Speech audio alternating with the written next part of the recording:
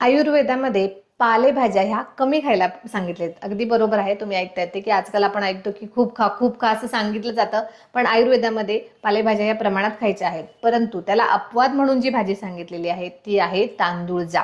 मग तिला चवळाई म्हटलं जातं किंवा पोकळा जो म्हणतो तोही ह्याच कॅटेगरीमध्ये येतो. तर ही जी शाख आहे ती खूप पथ्यकर सांगितलेली आहे. पचायला हलकी असते, थोडीशी वृक्षगुणाची आहे, अग्निदीपन करते, पचन चांगलं करते, मल आणि मूत्र यांचं शोधन व्यवस्थित होण्यासाठी या भाजीचा उपयोग होतो. त्याचबरोबर थंड गुणाची आहे, रक्त आणि पित्त यांचं शमन करणं, शोधन करणं हे चांगल्या प्रकारे हे या भाजीकडून होतं. त्याचबरोबर महिलांमध्ये खूप आवर्जून म्हणजे ज्या महिलांची सद्य प्रसूती झालेली आहे आणि ज्या सुतिक आहेत तर त्यांना आवर्जून ही तांदूळाची भाजी दिली जाते. कारण ही जी भाजी आहे ती एकतर स्तन्य वाढीसाठी मदत करते, त्याचबरोबर वेदना स्थापन आहे, गर्भाशयामध्ये ज्या वेदना होत असतील त्या वेदना कमी करणे, त्याचबरोबर गर्भाशयाचं शोधन करणे म्हणजेच क्लीन करणे ह्या दृष्टीने सुद्धा हिचा उपयोग होतो. आणि म्हणूनच आवर्जून डिलिव्हरी झाल्यानंतर त्या स्त्रीला ही तांदूळाची भाजी दिली जाते.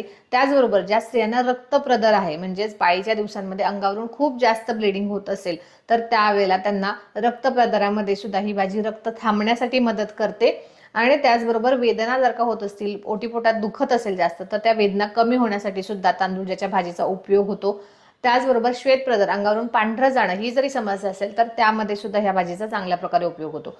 एक्सटर्नली बाहेरून लावण्यासाठी जर का ज्याला आपण म्हणतो नागिन उठणं, तर अशा प्रकारे दाह होणारी खूप जास्त आग होत असेल आणि अशा प्रकारचं इतरही काही स्किनवरती रॅश वगैरे आले असेल आणि जिला खूप जास्त आग होत असेल तर अशा वेळेला बाहेरून तांदूळाची जी पानं असतात तर त्या पानांचा कल्क करायचा आहे, बारीक करायचे आहेत आणि त्याचा लेप ओव्हरऑल सगळीकडे करायचा आहे.